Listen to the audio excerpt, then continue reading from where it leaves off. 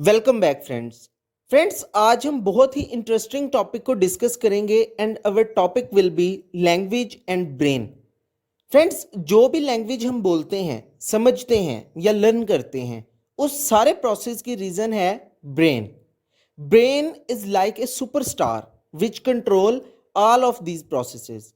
हमारा ब्रेन बहुत ही यूनिक और एक्स्ट्रा ऑर्डिनरी चीज़ है और ब्रेन की वजह से ही हम लैंग्वेज को प्रॉपर तौर पे हैंडल कर पाते हैं।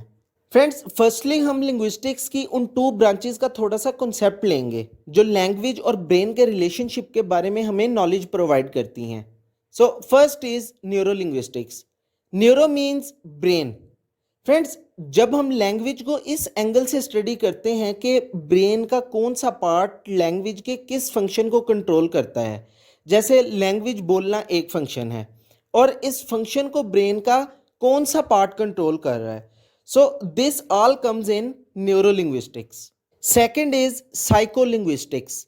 फ्रेंड्स, साइको लिंग्विस्टिक्स में ये स्टडी किया जाता है कि ब्रेन में लैंग्वेज को लेके कौन कौन से प्रोसेसेस होते हैं। फॉर एग्जाम्पल, हमने कोई वर्ड सुना और उस वर्ड को याद कर लिया। अब ये जो याद करने का प्रोसेस ब्रेन में हुआ, this will be study in psycholinguistics. Friends, in simple terms ये कि साइकोलिंग्विस्टिक्स में हम लैंग्वेज के सॉफ्टवेयर को स्टडी करते हैं और न्यूरोलिंग्विस्टिक्स में लैंग्वेज के हार्डवेयर को स्टडी करते हैं। फ्रेंड्स, यू नो कि आज हम स्पेसिफिकली बात कर रहे हैं न्यूरोलिंग्विस्टिक्स की।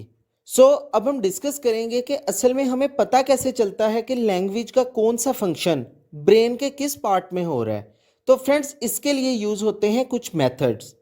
First method is brain imaging. इस टेक्नोलॉजी में डिफरेंट मशीन्स के थ्रू ब्रेन की इमेज ड्रॉ की जाती है, लाइक ईईजी और एफएमआरआई।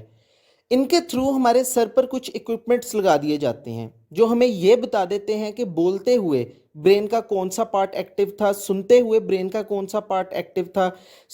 ऐसे हम पार्ट्स के फंक्शन को स्टडी कर लेते हैं।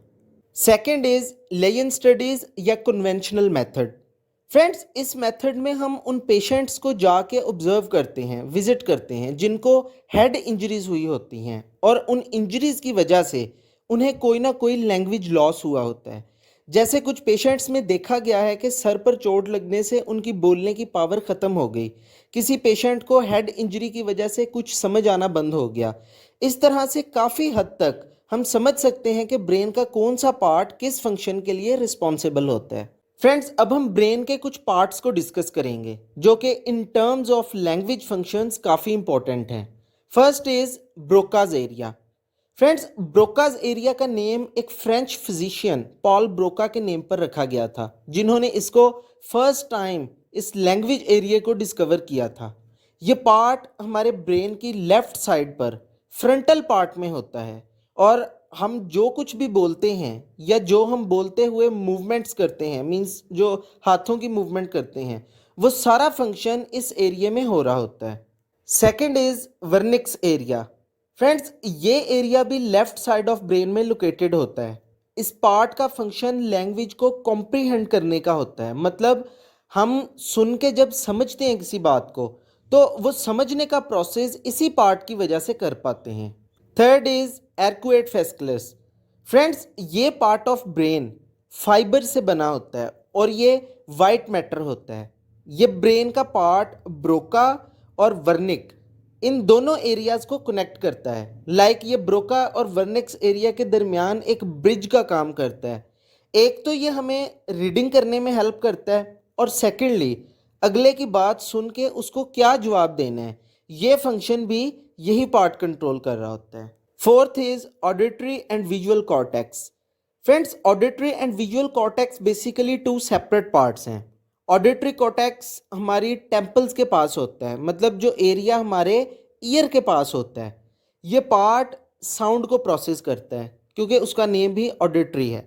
साउंड को सुनने और उसे इंटरप्रेट करने में इसी एरिया का रोल होता है। और जो सेकंड एरिया है विजुअल कॉर्टेक्स का एरिया, ये एरिया ऑक्सीपिटल लोब के पास होता है, मतलब जो एरिया हमारे सर की हेड की बिल्कुल बैक साइड का एरिया होता है। इस एरिया में विजुअलाइजेशन का प्रोसेस होता है।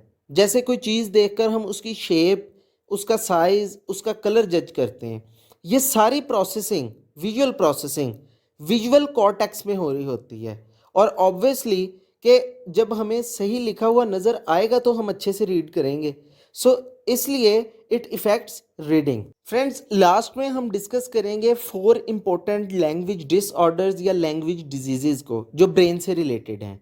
So first is aphasia. Friends, इस डिसऑर्डर में बेसिकली पेशेंट को लैंग्वेज बोलने में और समझने में प्रॉब्लम फेस करनी पड़ती है due to brain disorder. Second is dyslexia.